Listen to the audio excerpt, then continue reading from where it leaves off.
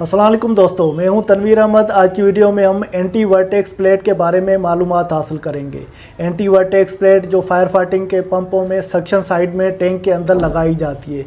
ये anti vertex plate क्यों लगाई जाती है, उसके लगाने का क्या मकसद है और उसकी इंस्टॉलेशन डिटेल किस तरह होती है, उसको इंस्टॉल NFPA 20 और 22 के मुताबिक किस तरह से किया जाता है और NFPA 20 और 22 में इसके बारे में क्या बताया गया है, ये सारी डिटेल आज की इस वीडियो में हम समझेंगे। आइए इस वीडियो को शुरू करते हैं।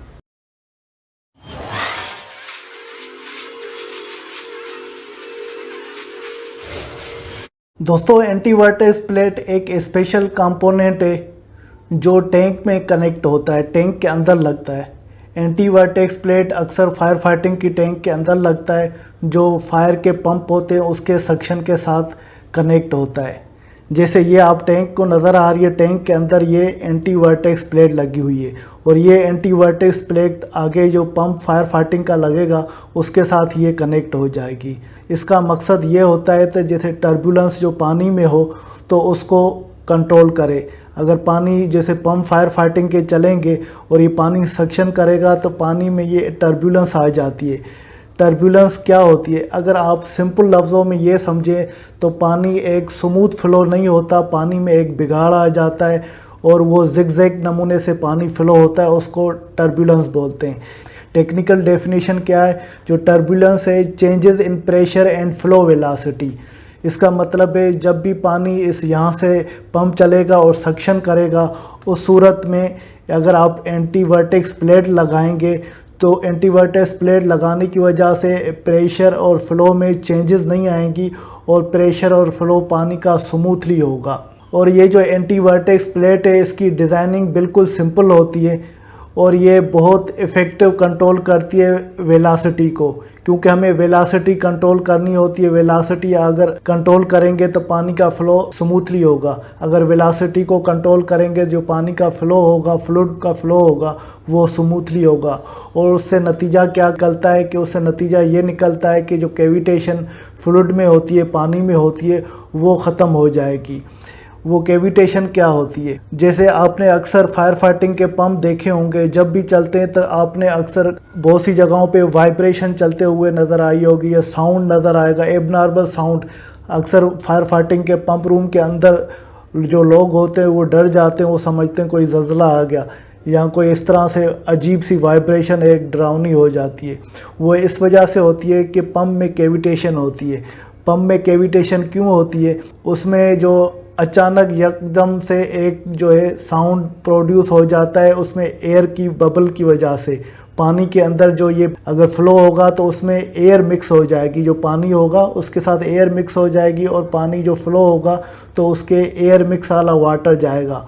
और ये इस वजह से होता है जो सक्शन होता है, नेट पॉजिटिव सक्शन हेड होता है, वो कम हो जाता है क्योंकि वाटर के साथ एयर मिक्स होगा। ये इस वजह नेट पॉजिटिव सक्शन हेड लो हो गया है, कम हो गया है एयर मिक्स होने की वजह से। इस वजह से ये वाइब्रेशन होती है। उस वाइब्रेशन की वजह से क्या होता है कि ये जो फायर फाइटिंग का पंप इसके साथ कनेक्ट होगा उसमें डैमेजेस आ जाती है। कौन सी डैमेजेस आ जाती है, वो इम्पेलर डैमेज हो जाता है या पंप की होजिंग वो डैमेज होती है। जो फायर फाइटिंग का पंप है उसके अंदर इम्पेलर लगा होता है और फायर फाइटिंग के पंप की होजिंग जो जिसके इम्पेलर जिसके अंदर लगा हुआ है, ऊपर वाला जो शेल होता है उसको हम होजिंग बोलते हैं, वो डैमेज हो जाती है। वो इस वजह से डैमेज हो जाती है तो अंदर जो पानी के साथ एयर मिक्स हो गई है और उसकी वजह से नॉइस भी हो जाएगा, वाइब्रेशन भी हो जाएगा और सरफेस के अंदर जो है कोरोजन इरोजन भी पैदा हो जाएगी, जंग पैदा हो जाएगा। इस वजह से जो इसका इम्पेलर और पंप की होजिंग है वो डैमेज हो जाती है। सिंपली हम कहें तो वो पंप हमारा ख़त्म हो जाता है, डैमेज हो जाता है। और इसके अलावा जो इक्विपमेंट है, इक्विपमेंट के साथ जो जॉइंटिंग है वो भी वीक हो जाएगी। और टैंक के साथ जो फ्लेंज है यहाँ स्लीव लगी हुई है वो भी उसकी क्रैक आ जाएंगे। एक किस्म की जो है वाइब्रेशन प्रोड्यूस हो जाएगी, नॉइस होगा, तो वो सारी चीज़ें अपनी जगह से हिल जाती हैं और उसमें वियर टीयर और बिगाड़ पैदा हो जाता है। इसकी वजह से पंप और दूसरी एक्सेसरीज में नुकसान हो जाता है और नुकसान काफ़ी होता है। तो इसको ख़त्म करने के लिए अगर आप चाहते हैं तो ये नुकसान नहीं हो और वाइब्रेशन नहीं हो, एबनॉर्मल साउंड नहीं हो और पंप के अंदर इरोजन भी नहीं हो और पंप में जो पानी का फ़्लो हो वो स्मूथली हो, लेमिनर फ़्लो हो, टर्बुलेंट फ़्लो नहीं हो। तो उस वजह से आपको ये एंटी वर्टेक्स प्लेट लगानी होगी। एंटी वर्टेक्स प्लेट लगाने की वजह से जो पानी जो सक्शन होगा फायर फाइटिंग का टैंक की मदद, टैंक के अंदर से जो पानी सक्शन होगा तो उसमें एयर मिक्स नहीं होगी, उसमें एयर मिक्स नहीं होगी तो वो वर्टेक्स प्रोड्यूस नहीं होगा। जैसे पानी आपने देखा होगा, पानी एक घूम रहा होता है और उसके बीच में एक होल हो जाता है, वो बेसिकली वर्टेक्स होता है। तो उस वर्टेक्स को ख़त्म करते वो होल होता है तो उसके साथ एयर भी मिक्स हो रही होती है। तो उस वर्टेक्स को ख़त्म करने के लिए हमें एंटी वर्टेक्स प्लेट लगानी होती है। जैसे पंप और दूसरी जो एक्सेसरीज है पंप के साथ पाइप पे जॉइंट है उनको सेव किया जाए और उनकी लाइफ को बढ़ाया जाए और सारा सिस्टम हमारा स्मूथली लेमिनर फ्लो से पानी चलता रहे और हमारा सिस्टम भी सेफ रहे। अब हम समझते हैं एंटी वर्टेक्स प्लेट में जो NFPA 20 में क्या बताया गया है। NFPA 20 में ये बताया गया है जहाँ भी आपको टैंक लगानी है, टैंक जो सक्शन साइड होगी फायर फाइटिंग पंप के, उस फायर फाइट पंप के जो सक्शन होगा या डिस्चार्ज आउटलेट टैंक का होगा या पंप का सक्शन साइड होगी, वहाँ पर आपको वर्टेक्स जो फ्लो है उसको कंट्रोल करने के लिए एंटी वर्टेक्स प्लेट लगानी है। और वो एंटी वर्टेक्स प्लेट जो है NFPA 22 को फॉलो करते हुए करनी है, उसके मुताबिक लगानी है। ये NFPA 20 में बताया गया है और NFPA 22 में उसकी डिटेल दी गई है। NFPA 22 में क्या बताया गया है उसको हम समझते हैं। NFPA 22 में बताया कि जो डिस्चार्ज आउटलेट होगा कोई भी टैंक का जो सक्शन साइड है वहाँ पर आपको एंटी वर्टेक्स प्लेट की असेंबली आपको लगानी है। जो ये असेंबली आपको नज़र आ रही है इस तरह की असेंबली लगानी है। और उसमें ये भी बताया गया है जो ये असेंबली है वो हॉरिजॉन्टल स्टील की प्लेट उसमें लगेगी।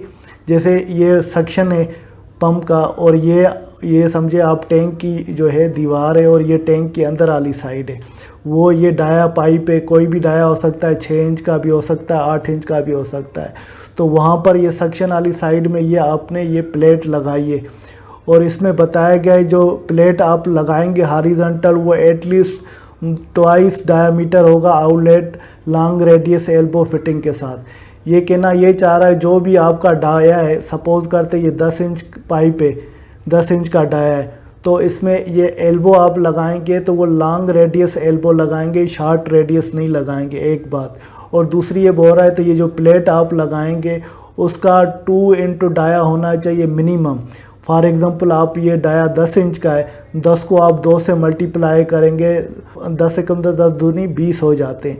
तो ये 20 इंच की आपको ये प्लेट लगानी है और 2D की होनी चाहिए, 2D इंटू 2D। अगर आप स्क्वायर लगा रहे हैं तो 2D/2D की वो लगाएंगे, 2×10 2×10 माना 20 इंच हो गया, 20 इंच यूँ हो हॉरिजॉन्टल होकर और 20 इंच इसकी विड्थ होगी। तो ये बताया गया है। ये स्क्वायर भी लगा सकते हैं आप या राउंड भी लगा सकते हैं और ये बनी बनाई भी मिलती है या मैन्युफैक्चर आपको फैक्ट्री से या ख़ुद भी कर सकते हैं।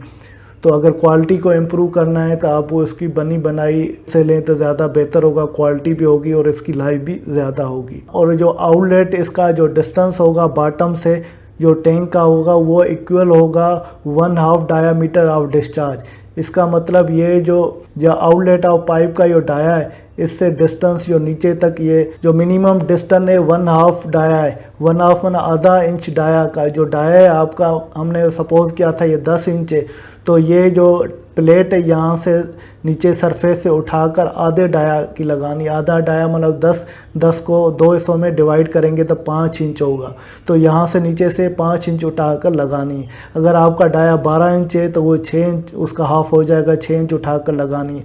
अगर आपका डाया पाइप का 24 इंच है तो ये 12 इंच उसका हाफ हो जाएगा, वो उठाकर लगानी है। मिनिमम 1/2 ऑफ डाया या और 6 inch which ever is greater, या आपको कम से कम अगर कोई और डाया है, फॉर एग्ज़ाम्पल ये जो डाया आपका यहाँ पर बनता है 8 इंच है तो उसका हाफ जो होगा तो वो 4 इंच होगा। तो यहाँ पर ये बताया गया है जो NFPA 22 में और NFPA 20 में, तो ये जो अगर आपका 4 इंच हो रहा है तो वो 4 इंच का नहीं लगाना, कम से कम जो है वो 6 इंच का लगाना है। अगर वो डाया आपका 10 इंच है तो उसका हाफ क्या होगा 5 होगा, तो 5 का नहीं लगाना, ये जो डिस्टेंस आपको रखना है 6 इंच रखना है। अगर आपका डाया 12 इंच है तो फिर 6 इंच होगा, तो वो एक्सेप्टेबल है। अगर 12 से बड़ा डाया है, फॉर एग्जांपल 24 इंच करते हैं, 24 का हाफ इंच क्या होगा 12 इंच, तो उस सूरत में ये 12 इंच रखना है। तो कम से कम ये 6 इंच होना चाहिए। बाकी जो बड़ा डाया है उसका हाफ करेंगे, अगर 6 इंच से बड़ा आता है तो वो रखना है, 6 इंच से आपको कम डाया नहीं रखना। और यहाँ पर ये बताया गया कि minimum distance bottom of tank shall be 6 inch, जो मैंने ऑलरेडी एक्सप्लेन किया। ये जो डिस्टेंस है बॉटम ऑफ टैंक से कम 6 रखना है, और 6 से ज़्यादा एक्सेप्टेबल है, 6 से कम एक्सेप्टेबल नहीं है। हर सूरत में कम से कम आपको 6 इंच रखना है। अभी NFPA 20 में और दूसरी चीज़ क्या बताई गई है, दूसरा ये बताया गया है जो आप स्टैंडर्ड एंटी वर्टेक्स प्लेट वो बनाएंगे तो 48 इंच बाय 48 इंच की बनाएंगे, या 1219 मिलीमीटर बाय 1219 मिलीमीटर। अगर मिलीमीटर को मीटर में कन्वर्ट करें तो 1.219 मीटर आ जाएगा, 1.219 मीटर आ जाएगा। ये जो डिज़ायरेबल है ये बोल रहे थे, स्टैंडर्ड जो साइज़ ये होनी चाहिए एंटी वर्टेक्स प्लेट थी 48 इंच। 48 इंच का मतलब है 4 फुट की ये प्लेट होगी, उसकी विड्थ तो चौड़ाई जो है 4 फुट ये स्टैंडर्ड होनी चाहिए साइड, जो सारे पंपों के लिए सक्शन पे नॉर्मली जो ये यूज़ होगी। अगर आप ये यूज़ करें जो वो ज़्यादा बेहतर है, नहीं तो जो आपको ये जो मिनिमम वाली साइज़ बताई गई है वो भी एक्सेप्टेबल है, आप वो भी यूज़ कर सकते हैं, दोनों की कंडीशन है। मगर ये जो standard size anti vertex plate में जो यूज़ होती है वो 48 इंच बाय 48 इंच की होती है। और उसके अलावा जो यहाँ पर बताया गया जो छोटी साइज़ है वो भी यूज़ हो सकती है। छोटी साइज़ कौन सी, जो 2 डाया इंटू 2 डाया। अगर आपका इसकी जो डाया पाइप का डायामीटर 12 इंच है तो उसको 2 से मल्टीप्लाई करेंगे तो 24 इंच हो जाएगा। 24 इंच बाय 24, ये जैसे 48 इंच बाय 48 इंच बड़ी है तो ये छोटी साइज़, तो ये भी एक्सेप्टेबल है। अगर इस फार्मूला जो ये 2D वाला जो मेथड बताए NFPA 22 में, तो वो भी एक्सेप्टेबल। दोनों में से आप कोई भी यूज़ कर सकते हैं। एंटी वर्टेक्स प्लेट की इंस्पेक्शन से पहले एक दूसरी चीज़ बताना चाहूँगा, जो ये अगर आप प्लेट 48 इंच बाय 48 की लगा रहे हैं या इसके साथ भी 2D वाला फार्मूला यूज़ करके ये प्लेट बना रहे हैं, तो ये जो भी पाइप का होल है, सुराख है, तो वो सेम ही रहेगा। यहाँ पर कोई भी रिड्यूसर नहीं लगेगा या एक्सपांडर नहीं लगेगा। साइज़ यहाँ से बड़ी नहीं करनी या छोटी नहीं करनी।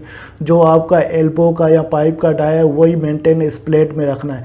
सिर्फ प्लेट की साइज़ आपको बड़ी या छोटी करनी है 2D के हिसाब से या 48 बाय 48 इंच के हिसाब से। अब हम समझते हैं एंटी वर्टेक्स प्लेट की इंस्पेक्शन कैसे करनी है। जब आपने टैंक कंस्ट्रक्ट कर दी और उसके साथ एंटी वर्टेक्स प्लेट इंस्टॉल कर दी, अगर आपने ये सारी चीज़ें इंस्टॉल कर दी और पानी टैंक में भरने से पहले आपको ये एंटी वर्टेक्स प्लेट को चेक करना है। जो NFPA 20 की जो स्टैंडर्ड रिक्वायरमेंट है वो सारी मीट कर रही है कि नहीं कर रही है, उसकी प्लेट को भी आप चेक करना है, एल्बो को भी चेक करना है, डाया के हिसाब से ये प्लेट सही आ रही है या नहीं आ रही।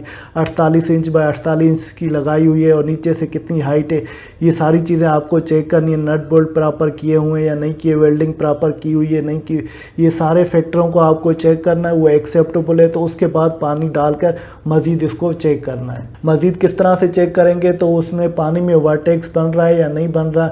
अगर वर्टेक्स नहीं बन रहा तो इसका मतलब है आपने इंस्टॉलेशन सही की हुई है एंटी वर्टेक्स प्लेट की, वो एक्सेप्टेबल है। यहाँ पर ये जो एंटी वर्टेक्स प्लेट की कोई डिटेल दी गई है जो NFPA 22 में बताई गई है। इस डिटेल में जो सक्शन नोज़ल है एंटी वर्टेक्स प्लेट का, वो वेल्डेड सक्शन टैंक के साथ कनेक्ट है। जो टैंक है तो वो वेल्डेड टैंक है, उसकी डिटेल ये सारी बताई गई है। अगर ये प्लेट जो थिकनेस इसमें दी गई है और उसको ओवरलैप करेंगे और ओवरलैप करके रीइंफोर्स इसको करेंगे। रीइंफोर्स आप किस तरह करेंगे, वेल्डिंग करके करेंगे या नट बोल्ट करना है तो उस हिसाब से, मगर ये जो वेल्डिंग की डिटेल बताई गई है आपको वेल्डिंग करना है। और उसके बाद ये लॉन्ग रेडियस एल्बो आप ये लगाएंगे। शेड्यूल 40 की 90 डिग्री की लॉन्ग रेडियस एल्बो है। टैंक की जो वाल है, जो शीट की वाल है, उससे डिस्टेंस मिनिमम कितना होना चाहिए ये बताएगा। 2 डाया मिनिमम आपको डिस्टेंस रखना है, मैक्सिमम उससे भी रख सकते हैं। और फ्लेंज और टैंक की वाल है, इन दोनों में कितना डिस्टेंस होना चाहिए, क्योंकि नट बोल्ट आपको लगाने होंगे तो फिर मुश्किल नहीं हो, तो कम से कम आपको 6 इंच का डिस्टेंस देना है, या उससे ज़्यादा दे सकते हैं, मगर कम से कम ये 6 इंच का आपको डिस्टेंस ये देना चाहिए। और दूसरा ये एंटी वर्टेक्स प्लेट जो एल्बो के साथ कनेक्ट करेंगी, ये वेल्डिंग करनी है, वेल्डिंग की ये सारी डिटेल दी गई है और मिनिमम प्लेट कितनी लगानी है वो सारी चीज़ें जो ऑलरेडी मैं आपको एक्सप्लेन कर चुका हूँ। और ये 4 iron angle 3 inch by 3 inch by 1/2 6 inch long, ये आयरन एंगल इसमें डालने चारों कोनों पे, जैसे ये प्रॉपर अपनी जगह पे मजबूत भी हो और फिक्स भी हो। और ये मिनिमम 6 इंच की हाइट रखनी है और 1/2 डाया आपको पाइप का रखना है, जो ऑलरेडी मैं आपको एक्सप्लेन कर चुका हूँ। और ये जनरल नोट है जो अगर आपको रीइंफोर्स के लिए जो स्टैंडर्ड यूज़ करना है AAAD 100 वाला यूज़ करना है, जो वेल्डिंग आपको करनी है उसकी डिटेल इसमें आ जाती है और उसके रीइंफोर्स किस तरह करना है वो सारी डिटेल इस स्टैंडर्ड में आ जाती है। इसको आप सर्च करके गूगल पे देख सकते हैं। और इसके अलावा NFPA 22 में जो एंटी वर्टेक्स प्लेट की डिटेल बताई गई है वो बताया गया है जो typical suction nozzle with anti vertex plate for lab joint bolted tank, जो टैंक आप नट बोल्ट के साथ वो लगा रहे हैं या बना रहे हैं तो उसकी डिटेल दी गई है नट, और उसके साथ ये स्लीव लगानी है, स्लीव वेल्ड करनी है और मिनिमम डाया जो 2D होना चाहिए और लॉन्ग रेडियस एल्बो होनी चाहिए। वो सारी डिटेल जो ऑलरेडी मैं आपको एक्सप्लेन कर चुका हूँ वो ये, मगर इसको नट बोल्ट जो वाली टैंक है उसके साथ ये कनेक्ट करना है तो उसकी ये डिटेल दी गई है। उसके अलावा NFPA 22 और 20 में ये जो दूसरी डिटेल दी गई है तो सक्शन नोजल आप लगाएंगे एंटी वर्टेक्स प्लेट में flange joint bolted steel tank, अगर स्टील वाली टैंक के साथ ये जैसे ये प्लेट जो स्टील की टैंक आपकी बनी है उसमें लगाना है। अगर आपकी कंक्रीट की टैंक है तो उसमें भी पडल फ्लेंज आप डाल सकते हैं और उसकी भी तकरीबन सेम ही डिटेल है, कोई डिफरेंस नहीं है, तो उसको फॉलो करते हुए करना, ये ऑलरेडी मैं आपको डिटेल एक्सप्लेन कर चुका हूँ। दोस्तों उम्मीद है कि एंटी वर्टेक्स प्लेट जो NFPA 20 और NFPA 22 में जो डिटेल बताई गई है एंटी वर्टेक्स प्लेट की, जो फायर फाइटिंग पंप के सेक्शन में कनेक्ट होती है टैंक में, अगर टैंक आप पंप के साथ लगा रहे हैं तो उस टैंक में एंटी वर्टेक्स प्लेट ज़रूर लगती है। इसके साथ तनवीर अहमद को इजाज़त दीजिए, अगली वीडियो तक अल्लाह हाफिज़।